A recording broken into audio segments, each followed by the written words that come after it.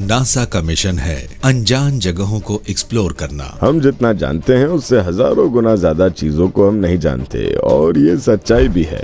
NASA अपने scientists और spacecraft को स्पेस और सोलर सिस्टम के अंतिम छोर तक भेजती है। नई डिस्कवरीज के लिए रिस्क लेना भी जरूरी है। स्पेस एक्सप्लोरेशन अंधेरे में माचिस जलाने की तरह है। हम नहीं जानते कि आगे क्या दिखाई देगा। हे, वो क्या है? वहां तो कुछ भी हो सकता है। सुपर हीरो बार से लैस सीक्रेट वेपन्स। अगर वो मुझे दिख जाता है तो मैं उसे आधे घंटे के अंदर मार सकता हूँ। हमारे प्लैनेट पर हमला हुआ है। क्या एलियन लाइफ फॉर्म्स पृथ्वी पर इन्वेड कर रहे हैं? मेरे ख्याल से हाँ। और मून पर मिले अनआइडेंटिफाइड फुटप्रिंट्स। वो फुटप्रिंट बहुत ज्यादा बड़ा था। नासा के मिशन में कुछ चौंकाने वाली गड़बड़ी नजर आई। ओके, हमें वहाँ 3-4 ऑब्जेक्ट्स दिख रहे हैं। हाँ, वहाँ कम से कम 3 ऑब्जेक्ट्स हैं। और उन्होंने हमारे बेहतरीन वैज्ञानिकों को भी हैरान कर दिया। साइंस डॉक्यूमेंट्स मिस्ट्रीज पेश करता है नासा के अनसुलझे रहस्य। Thor, god of thunder, god of war, modern superhero. उनके हाथों में है हैमर, मियोलने, गजब की पावर वाला वेपन। थॉर का हैमर पृथ्वी पर जबरदस्त वार कर सकता है। अमेजिंग और ड्रामेटिक। अमेरिका के आसमान में कुछ दिखा तो लोग बुरी तरह डर गए।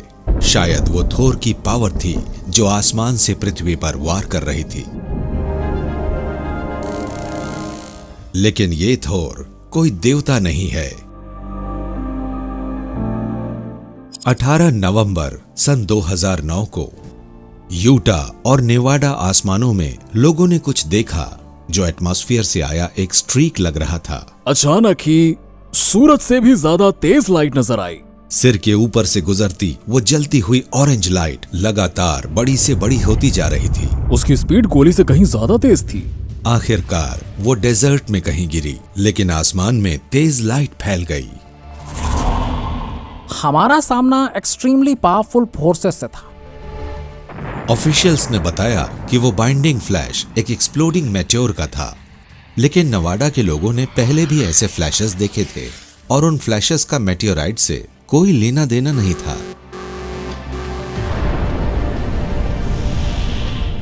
उन्नीस 1940 के दशक के आखिरी दिनों में एटॉमिक टेस्ट्स की वजह से आसमान में ऐसी आग दिखती थी और ये सिलसिला कई दशकों तक चला। लेकिन कोल्ड वॉर एरा के न्यूक्लियर टेस्ट्स ने भी अपने निशान छोड़े थे। सन 2009 की उस घटना के बाद ना तो कोई न्यूक्लियर फॉल आउट हुआ, ना ही मेटेओराइट से बना कोई क्रेटर ही मिला। बड़ी अजीब बात है, इसका कोई मतलब नहीं। इस मिस्ट्री का एक पॉसिबल जवाब तो उस खबर से मिल सकता था जो उस घटना से कुछ महीने पहले लीक हुई थी। नासा ने बड़ी सीक्रेसी के साथ एक रॉकेट लॉन्च किया था। वो एक बोइंग डेल्टा 4 रॉकेट था, उन हैवी लिफ्ट व्हीकल्स में से एक जिनसे नासा ऑर्बिट में लार्ज पेलोड भेज सकती थी। वो लॉन्च रात में हुआ था, पूरा मीडिया ब्लैकआउट था। नासा ने यह भी नहीं बताया कि उसमें क्या जा रहा है। नासा के एक ऑब्जर्वर ने उस ट्रेजेक्ट्री को एक military test facility Dugway proving ground की ओर ट्रैक किया। उस सीक्रेट रॉकेट लॉन्च के बाद आसमान में नजर आए आग के कुछ गोलों से कुछ लोकल्स को यह लगने लगा कि उनके बैकयार्ड में फिर से वेपन्स टेस्ट किए जा रहे हैं, लेकिन न्यूक्स का शक नहीं था। अमेरिकन मिलिट्री ने जो बेहतरीन डिवाइसेस बनाए थे उनमें से कम एक तो एक स्पेस के वेपन के एक्चुअल डिजाइन का था, और उससे यूटा और नेवाडा के आसमान में उस तरह के नजारे दिख सकते थे। उसका नाम था थोर। स्पेस और जंग के मामलों में एक बात हमेशा याद रखनी चाहिए कि अगर आपने ऊंची जगह पर मोर्चा नहीं लिया तो वैलीज दुश्मन आपको मार गिराएगा, और इसी का वो एक्सटेंशन था हाई ग्राउंड पर जाना। जेरी पोनेल कई बेहतरीन साइंस फिक्शन लिखने के लिए मशहूर रहे हैं, लेकिन उनका पास्ट बड़ा इंटरेस्टिंग रहा है। जेरी पोनेल जब तक फेमस साईफाई राइटर नहीं बने थे तब तक वो 50 के दशक में बोइंग में काम करते थे और प्रोजेक्ट थॉर भी उनका ही आइडिया था। प्रोजेक्ट थॉर, देवता के हैमर की तरह वो भी एक सिंपल लेकिन बड़ा ही इफेक्टिव कॉन्सेप्ट था। उन्होंने हाई टंगस्टन स्टील से बने एक टेलीफोन पोल का करीबन 6.5 मीटर का एक चंक लिया और उसमें एक जीपीएस रिसीवर लगा दिया और उसे ऑर्बिट में भेजने के बाद पृथ्वी पर कोई भी टारगेट उससे बच नहीं सकता था।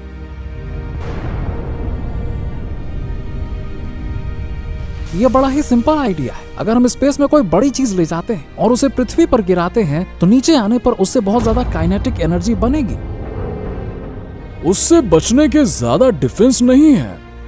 अगर आप जमीन के 10 मीटर नीचे एक बंकर बनाकर रहते हैं तो आपको शायद ही कोई मार पाए, लेकिन थॉर मार सकता है। अगर इसे टारगेट दिख जाए तो उसे ये आधे घंटे के अंदर मार सकता है। जहां तक किसी अंडरग्राउंड बंकर जैसे एक हार्ड टारगेट की बात है तो उसे खत्म करने के लिए जबरदस्त न्यूक पावर चाहिए। थोर में वो ताकत है, वो भी पिन पॉइंट प्रिसीजन के साथ, और कोई रेडियो एक्टिव फॉल आउट भी नहीं होता। अगर आप किसी ऑब्जेक्ट को 4000 मीटर पर सेकंड की स्पीड से डिलीवर कर सकते हैं तो फिर वॉरहेड की जरूरत नहीं पड़ेगी। वो बिल्कुल भी रेडियो एक्टिव नहीं होगा, सिर्फ एनर्जी का मोमेंटम होगा और कोई एक्सप्लोजन जैसा एक्सप्लोजन नहीं होगा। बहुत ज्यादा मैस से जमीन में गड्ढा नहीं होता, बड़ा गड्ढा बनता है उस चीज की स्पीड से। कोई वार्निंग नहीं, कोई डिस्चार्ज नहीं, रडार पर भी नहीं देखने वाला। उसे डिटेक्ट कर पाना बहुत मुश्किल है और रोक पाना इम्पॉसिबल। उसका इम्पैक्ट बड़ा ही जबरदस्त और ड्रामेटिक होता है। स्पेस में भी गिनती के प्रोजेक्ट थॉर प्लेटफॉर्म है जहां से दुनिया में किसी भी जगह किसी भी टारगेट को कुछ ही मिनट में निशाना बनाया जा सकता है। उसके एक इम्पैक्ट से करीब आधे सिटी ब्लॉक को खत्म किया जा सकता है। 1950s के दशक में प्रोजेक्ट थोर जितने बड़े पेलोड्स को रॉकेट से डिप्लॉय करना प्रोहिबिटेड था और ऑफिशियल सोर्सेज के मुताबिक उस प्रोजेक्ट को बंद कर दिया गया, लेकिन उसे भुलाया नहीं गया था। 70 के दशक में एयरफोर्स ने उसके डिजाइन पर काफी काम किया और मुझे लगता है कि 90 के दशक में ऐसा ही एक प्रोजेक्ट चल रहा था। थोर जैसे एक वेपन सिस्टम को ऑपरेशनल बनाने के लिए एक ऐसा एक्सपेरिमेंटल स्पेसक्राफ्ट बनाने की कोशिश शुरू हो गई जो ऑर्बिट में जाकर पृथ्वी पर वापस आ सके। उसी वजह से हमने रीयूजेबल स्पेस ट्रैवल की कोशिश शुरू की। तब थॉर काफी सस्ता और ज्यादा प्रैक्टिकल बन सकता था। 1993 की ये फुटेज व्हाइट साइंस रेंज में डीसी एक्सेस रॉकेट्स पर हो रहे एक्सपेरिमेंट्स की है। एयरफोर्स ने DCX बनाया था जो single stage to orbit ship का एक फुल्ली रीयूजेबल स्केल मॉडल था, वो भी लोअर एमिशन वाला। उसे ज्यादा ऊंचाई पर तो नहीं ले जा पाए, लेकिन हमने वो कॉन्सेप्ट तो प्रूव कर दिया था। अच्छा लग रहा है, ट्रांसलेशंस भी अच्छे हैं। लेकिन वो आइडिया इतना एम्बिशियस था कि 1990s की टेक्नोलॉजी से उसे पूरा नहीं किया जा सकता था। एयरफोर्स ने उसे 11 बार उड़ाया और फिर नासा ने उसे ले लिया और पहले ही मिशन में उसे नष्ट कर डाला। फिर वो प्रोजेक्ट ठंडे बस्ते में चला गया। ऑफिशियली थॉर कोई प्रोजेक्ट तो था ही नहीं और पता लगा कि उन टंगस्टन टेलीफोन पोल्स को ऑर्बिट में पहुंचाना आसान नहीं है, लेकिन इसका मतलब ये नहीं था कि कहीं और ब्लैक बजट पर यह काम नहीं हो रहा हो। डिपार्टमेंट ऑफ डिफेंस अपने स्पेस वेपन के डेवलपमेंट पर आने वाले खर्चे की बातें अक्सर छिपाता है, लेकिन उसके अनक्लासिफाइड बजट की रिपोर्ट से पता लगा कि 2000 के बाद से स्पेस वेपन्स पर खर्च होने वाला बजट हर साल करीब $100 करोड़ बढ़ा है। हाल ही में अमेरिकी एयरफोर्स के एक डॉक्यूमेंट से फ्यूचर स्पेस वेपन्स का पता लगा है, जिसमें हाइपर वेलोसिटी रॉड बंडल्स का भी जिक्र है।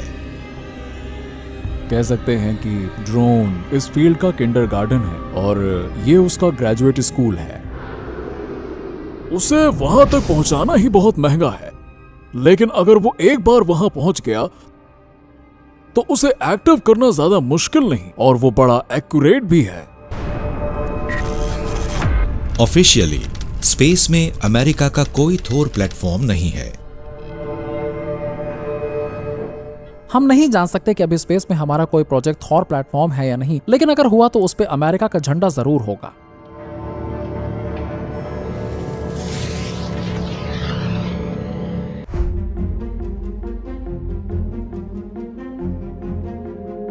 सन 1972 में इंसान के फाइनल लूनर मिशन में एस्ट्रोनॉट्स ने आज तक के इतिहास में कुछ सबसे हैरतअंगेज तस्वीरें ली।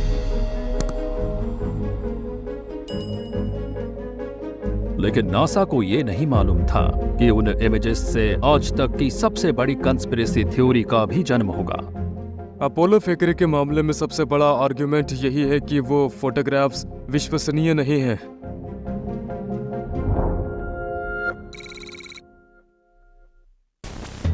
नासा ने हमें उस प्लैनेट की सबसे आइकॉनिक इमेजेस दी जिसे हम अपना घर कहते हैं, हमें स्पेस ट्रैवल का सच दिखाया और दूसरे वर्ल्ड्स की सरफेस दिखाई।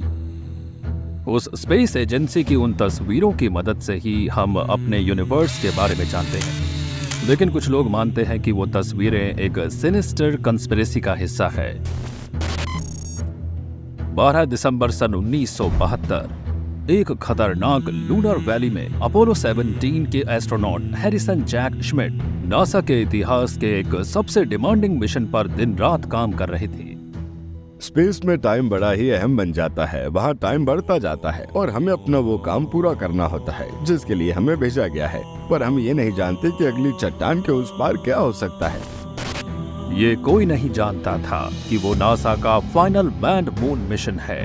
अगर लूनर साइंटिस्ट को वो नहीं मिलता जिसकी उन्हें जरूरत थी, तो उन्हें शायद दूसरा मौका भी कभी नहीं मिल पाता। उनके पास वो सैंपल्स जमा करने का आखिरी चांस था।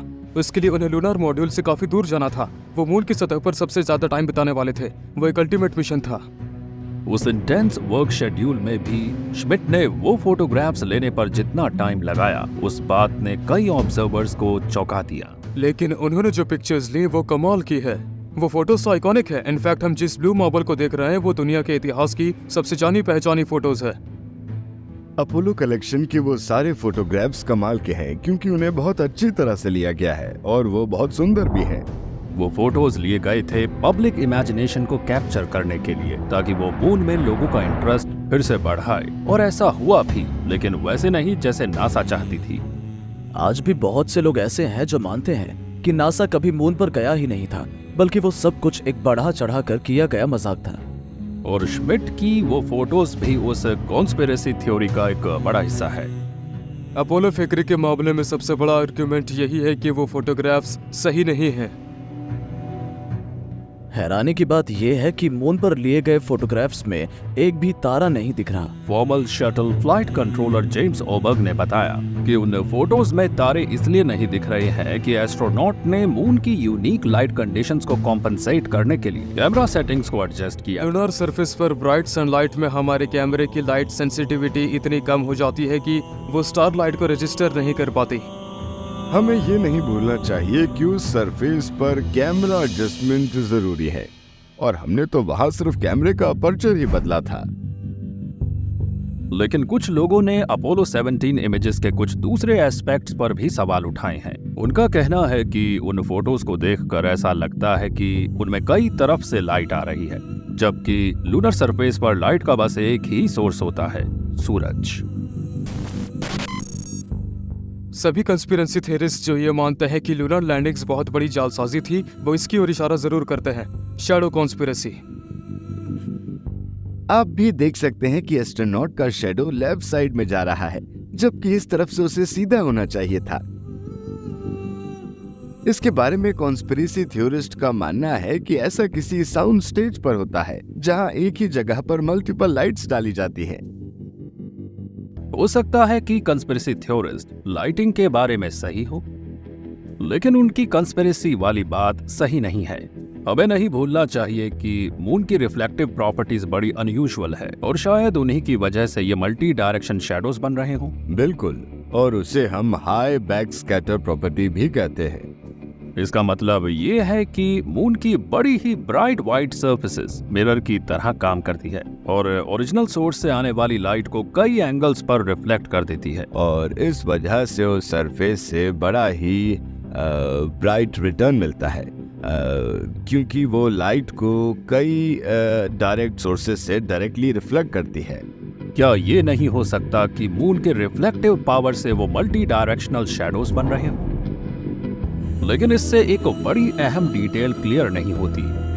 अगर इस पिक्चर को मल्टीपल एंगल से लाइट मिल रही थी तो फिर वहां बन रहे सबसे स्ट्रॉन्ग शैडोज के हिसाब से तो वहां हर एक के एक से ज्यादा शैडो होने चाहिए थे, जबकि ऐसा नहीं है। मतलब इसकी वजह कोई और होगी। जब हम रॉ फोटोग्राफिक इमेज को देखते हैं तो ये बात साफ हो जाती है कि उसे एक एक्सट्रीम वाइड एंगल लेंस से लिया गया है, जिसकी वजह से फिश आई इफेक्ट बनता है। वो पिक्चर को कर्व कर देता है और सारे शैडोज एक सेंट्रल फोकल पॉइंट में सिमट जाते हैं। वो उनकी दिशा बदल देता है, जिससे ऐसा लगता है कि वो गलत दिशा में जा रही हैं, जबकि उन्हें ऊपर से देखने पर वो एक दूसरे की लाइन में ही नजर आती हैं। वो इमेजेस अपोलो 17 के मून से जाने के 40 साल बाद ली गई थी और ये इस बात का सबूत है कि उसने वहां सचमुच लैंड किया था। हमारे पास अब लूनर रिकॉग्निसेंस ऑर्बिटर पिक्चर्स भी हैं, जो बड़े हाई रेजोल्यूशंस में दिखाती हैं कि वहाँ कुछ भी नहीं बदला है। वहाँ ट्रैक्स हैं, हमें वहाँ रोवर भी नजर आता है और झंडा भी है। अमेरिका का झंडा आज भी वहाँ है और उसका शेडो भी बन रहा है। इंसान का ये छोटा सा कदम इंसानियत के लिए बड़ी लंबी छलांग है।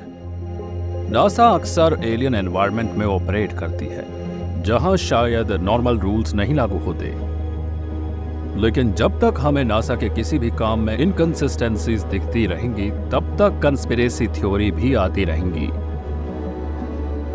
वो फ्लाइट्स असली थी, लोग असली थे, सारी मशीनरी असली थी, तो उसमें ऐसा कुछ भी नहीं जिससे हम ये कह सकें कि वो एक स्कैम है। New York city 1976। लेखक जकराया सचिन की लैंडमार्क किताब आई द 12th प्लैनेट। यह सचिन के प्राचीन सुमेरियन लेखों के अनुवाद पर आधारित कई किताबों में से पहली थी। द 12th प्लैनेट ने पृथ्वी पर जीवन के इतिहास के बारे में लाखों लोगों की सोच बदल दी। उसमें सचिन ने दावा किया है कि प्राचीन सुमेरियंस ने एक ऐसी प्राचीन नस्ल के बारे में लिखा है जो कभी पृथ्वी पर आई थी। वो थी अनुनाकी। अनुनाकी को हम बिना किसी हिचक के परग्रही भी कह सकते हैं, क्योंकि अनुनाकी का मतलब ही होता है आसमान से आए हुए जीव। अनुनाकी का एक पूरा पैंथियन है। एक थे अनु, उन्हें सारे अनुनाकी का राजा माना जाता है। उनके 2 बेटे थे, एनिल और एनकी। कई सुमेरियन टैबलेट्स में उन्हें किसी बहुत बड़े से प्लैनेट से आया हुआ बताया गया है, एक रेडिश ग्रोइंग प्लैनेट से।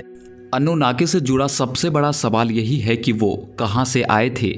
जेचार्या ने इसके लिए प्राचीन लेखों की जांच पड़ताल की और इस नतीजे पर पहुंचे कि एक ऐसी जगह से आए थे जो आज भी अनजान है, हमारे सोलर सिस्टम का 12th प्लैनेट, जिसका नाम उन्होंने रखा निबिरू 1। निबिरू को पृथ्वी से काफी बड़ा प्लैनेट बताया गया है और उसके ऑर्बिट भी इलिप्टिकल हैं, एक बहुत बड़ा अंडे जैसा ऑर्बिट। यहाँ की बड़ी बात यह है कि वो 3600 साल से सूरज का एक चक्कर लगाता है, यानी कि उनका एक सोलर ईयर हमारे 3600 साल के बराबर होता है। सचिन मानते हैं कि एक वक्त ऐसा भी आया था जब अपने 3600 साल की कक्षा में वो ग्रह पृथ्वी के बहुत करीब आ गया था। सचिन का कहना है कि उसके बाद अनुनाकी जीवों ने अपने रॉकेट्स निकाले और पृथ्वी पर चले आए। इस तरह से वो इंसानों के संपर्क में भी आए थे। कई दशक तक एस्ट्रोनॉमर्स यही दावा करते रहे हैं कि हमारे सौर मंडल में ऐसा कोई ग्रह है ही नहीं, मगर 2016 में कैलटेक के एस्ट्रोनॉमर कॉन्स्टेंटिन बैटिगन और माइक ब्राउन ने एक ऐसी खोज की जिससे यह थियरी गलत साबित हो सकती थी। बैटिगन और ब्राउन सोलर सिस्टम के दूसरे प्लैनेट्स को ढूंढने के लिए बढ़िया तरीके का इस्तेमाल कर रहे हैं। वो ड्वार्फ प्लैनेट्स और दूर दराज की काइपर बेल्ट के ऑब्जेक्ट्स को देखकर पता लगा रहे थे कि वो कैसे मूव करते हैं। अगर उनमें कुछ अलग व्यवहार नजर आता है तो उसके आधार पर नए प्लैनेट्स की खोज हो सकती है। और उन्हें मिला एक थ्योरेटिकल प्लैनेट साइज मैस और वो एलिप्टिकल ऑर्बिट में सूरज का चक्कर लगा रहा था। एस्ट्रोनॉमर्स हमेशा से ये संदेह करते रहे हैं कि हमारे ब्रह्मांड में जो ग्रेविटेशनल एनोमलीज नजर आती है उनसे तो यही लगता है कि हमारे सोलर सिस्टम में कुछ और प्लेनेट भी हैं प्लूटो से आगे। एस्ट्रोनॉमर्स ने उस दूसरे प्लेनेट को नाम दिया है प्लेनेट एक्स और वो एक बहुत बड़ा प्लेनेट था। एस्ट्रोनॉमर्स उसे देख नहीं सकते थे, लेकिन मुझे लगता है कि एस्ट्रोनॉमर्स उसकी खोज कर लेंगे और साबित कर देंगे कि उसका वजूद है। बिटिगन और ब्राउन का कहना था कि प्लेनेट एक्स एक बेहद इलिप्टिकल ऑर्बिट में चक्कर लगा रहा है और उसे सूरज का एक चक्कर लगाने में कई हजार साल लग जाते हैं। चक्रा सचिंग ने भी प्राचीन सुमेरियन टैबलेट्स का अनुवाद करने के बाद यही कहा था और बताया था कि हमारे सौरमंडल में एक और भी ग्रह है। इससे जुड़ी एक अहम बात यह है कि अगर हमने प्लेनेट एक्स की खोज कर ली तो शायद अनुनाकी को भी ढूंढ ले। ये एक दूसरे से जुड़े हैं। अनुनाकी और प्लेनेट एक्स की खोज एक दूसरे की हकीकत साबित कर देगी। क्या वो परग्रही जीव हमारे ही सौरमंडल के किसी ग्रह से पृथ्वी पर आए थे? और अगर पृथ्वी पर कई अलग अलग दुनिया से जीव आए थे तो सवाल यह है कि उनके यहाँ आने की वजह क्या थी? प्राचीन सुमेरियन टैबलेट के मुताबिक अनुनाकी एक चीज को सबसे ज्यादा अहमियत देते थे, गोल्ड को। लॉस एंजलिस कैलिफोर्निया, जून 2019। ट्रांस एस्ट्रोनॉटिक कॉरपोरेशन ने ऐलान किया कि वो नासा के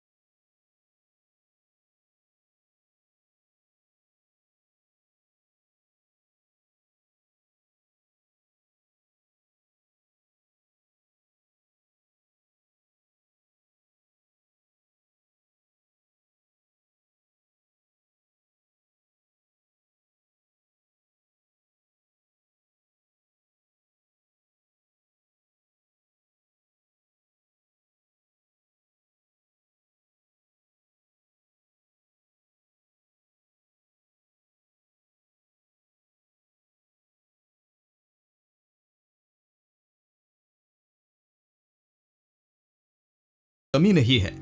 हो सकता है पृथ्वी उन दूसरी दुनिया के जीवों का एक पड़ाव रही हो। क्या ये कहा जा सकता है कि पृथ्वी पर आने वाले परग्रही सभ्यताएं सिर्फ एक मरते तारे का चक्कर लगा रहे हैं, अपने ग्रह से भागे रिफ्यूजीज भर नहीं थे, बल्कि वो एक प्रीसियस मेटल्स की कुदरती संसाधनों को पाने के लिए आई थी, जैसे कि पानी?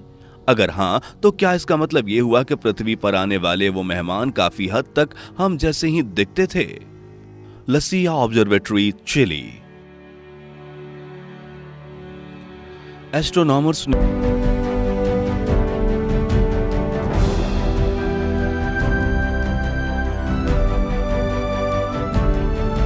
Kennedy Space Center, Cape Canaveral, Florida.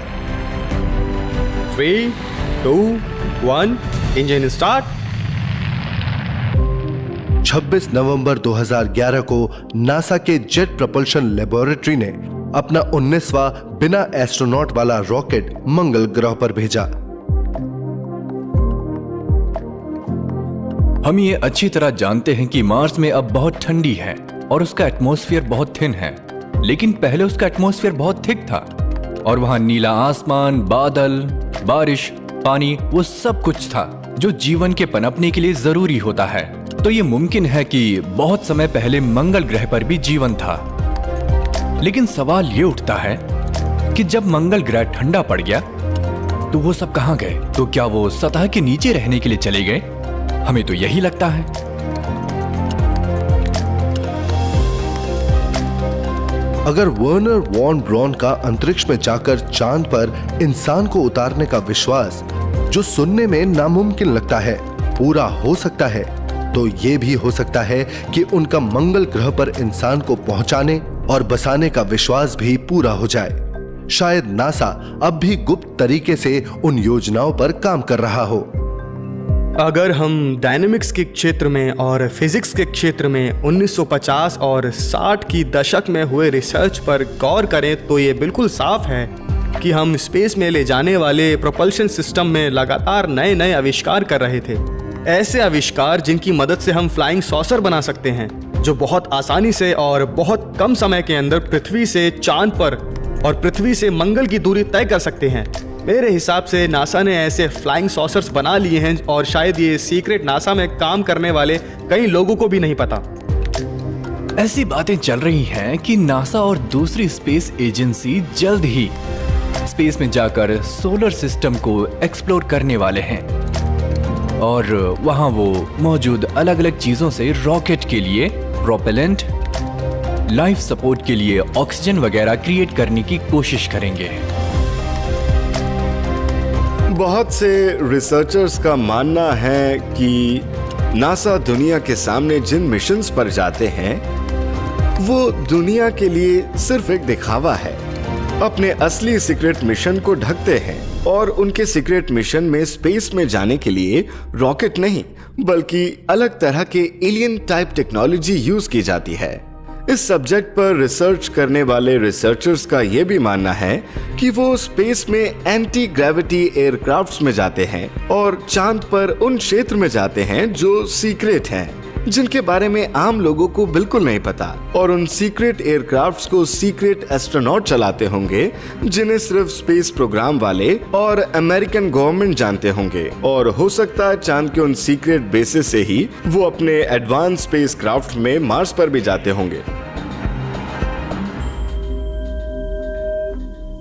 वैज्ञानिकों के मुताबिक मंगल ग्रह को पृथ्वी जैसे ग्रह में बदलना संभव है, यानी वहां जीवन का पनपना संभव है। मेरे हिसाब से मार्स टेराफॉर्मेबल है।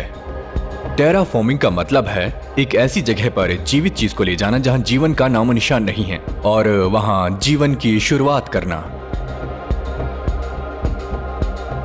पता नहीं वो दिन कब आएगा जब हमें अपने सारे सवालों के जवाब मिलेंगे, पर एक एस्ट्रोबायोलॉजिस्ट होने के नाते मैं ये कह सकता हूँ कि अगले 25-30 सालों के बाद हमें इस बात के सबूत जरूर मिल जाएंगे कि पृथ्वी के बाहर भी जीवन है। हमें अपने पुराने सवाल का जवाब भी मिल जाएगा कि क्या हम ब्रह्मांड में अकेले हैं। ज्यादातर नासा वैज्ञानिकों का मानना है कि आगे होने वाले अंतरिक्ष की खोज से ऐसे दूसरे ग्रह जरूर मिलेंगे जिन पर जीवन है। लेकिन क्या नासा की अंतरिक्ष यात्रा से इस बात के भी सबूत मिल सकते हैं कि प्राचीन दुनिया के भगवान भगवान नहीं बल्कि एलियंस है? सबसे पहले नासा का मिशन था चांद पर जाना और वहां जाकर इस बात का सबूत लाना कि ब्रह्मांड में हमसे पहले भी एक एडवांस सिविलाइजेशन एग्जिस्ट करता था। दूसरे शब्दों में इस बात का सबूत लाना कि हम आइसिस, ओसाइरस, हॉरस और सेट के वंशज हैं। अब लगता है उनका वो मिशन पूरा हो गया है, लेकिन वो हमें उनके हासिल किए इंफॉर्मेशन और सबूत के बारे में अभी भी किसी कारणवश नहीं बता रहे हैं। नासा ये जानने की कोशिश कर रहा है कि इंसानों का ओरिजिन क्या है, हम कहां से आए हैं, पृथ्वी पर क्यों रहते हैं और यहां से कहां जाएंगे, और हमारा अंतरिक्ष से क्या संबंध है। प्राचीन एलियन थ्योरी के मुताबिक हमारी शुरुआत यहां पृथ्वी पर नहीं, ऊपर हुई थी, अंतरिक्ष में। हमारे सारे सवालों के जवाब अंतरिक्ष में हैं।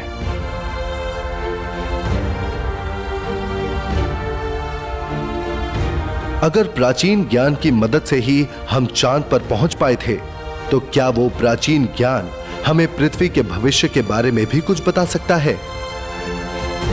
और नासा के लगातार अंतरिक्ष की खोज से क्या हमें आगे जाकर एलियंस के अस्तित्व के सबूत मिलेंगे, या इस बात के सबूत मिलेंगे कि हम एलियंस के वंशज हैं?